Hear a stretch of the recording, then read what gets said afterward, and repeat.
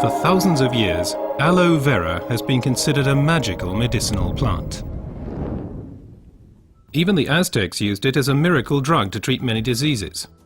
Traditional medicine appreciates its detoxification, purging, acid neutralization and fat reduction.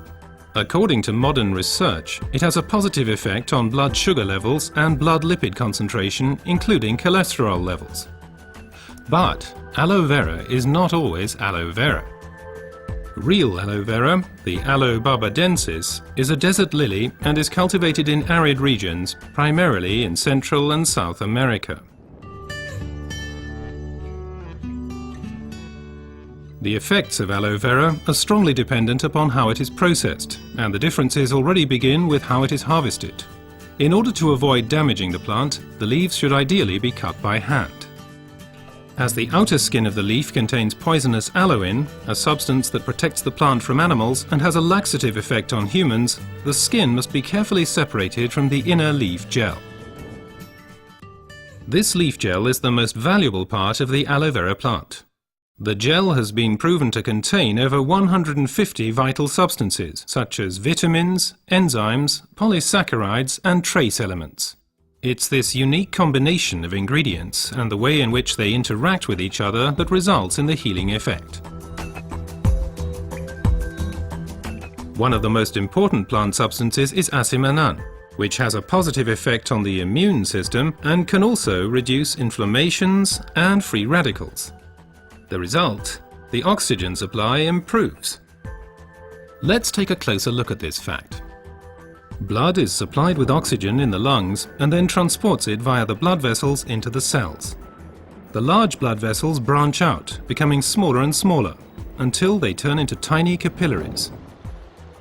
Capillaries, by the way, are the smallest blood vessels. This is where the oxygen passes over from the blood vessels into the cells.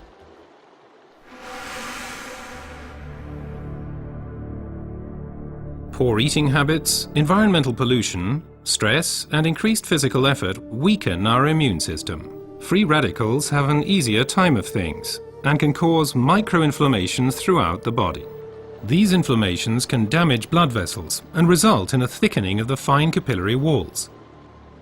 This swelling constricts the flow of blood, slowing down the blood cells on their way through the capillaries, which, as a result, impedes the oxygen supply. And it's here that the aloe vera acts. It reduces the swelling on the capillary walls. The blood cells can flow faster again, and the oxygen supply is improved. Furthermore, toxins and impurities are removed more quickly. The latest studies have revealed that other natural substances can improve the effects of aloe vera even further. These substances primarily include silicon, but they also include evening primrose and alkaline minerals. But first let's look at silicon a bit more closely. For our bodies, silicon is life essential and a structure-building element. We already know it as quartz sand as it occurs in stones and cement. In the body, silicon is there to stabilize our human tissue. As a supportive element, it strengthens bones, hair, nails, connective tissues and also the walls of our capillaries. As we grow older, the capillary walls have a tendency to lose their form and resilience. They can literally collapse, interrupting the blood flow. At the worst, this can lead to a stroke or a heart attack. Silicon strengthens and supports the capillary walls, thereby keeping the bloodstream open. As a result, the erythrocytes can now supply the cells with oxygen more efficiently. Silicon in its original form as quartz sand cannot be absorbed at all by the human body. Alternatives can, however, be found in nature. An ideal plant-based source is the stinging nettle. It is rich in natural silicon, which can be better absorbed by humans. Optimum oxygen supply is not only dependent on the capillaries, but also on the condition of the blood itself. Only when blood is liquid enough can it pass through the narrow capillaries.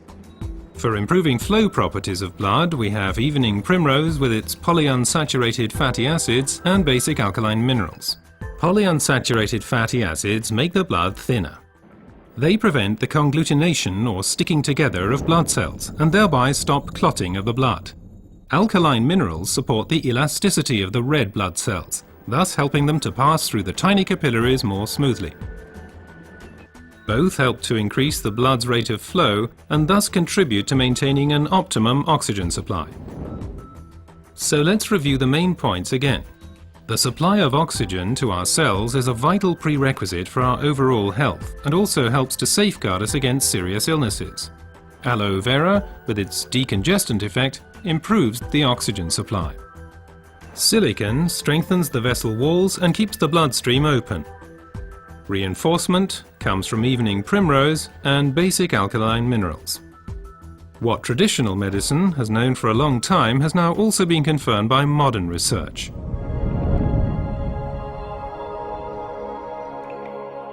Aloe vera improves your oxygen supply and therefore your general health. Because oxygen means life. Place your trust in Aloe vera.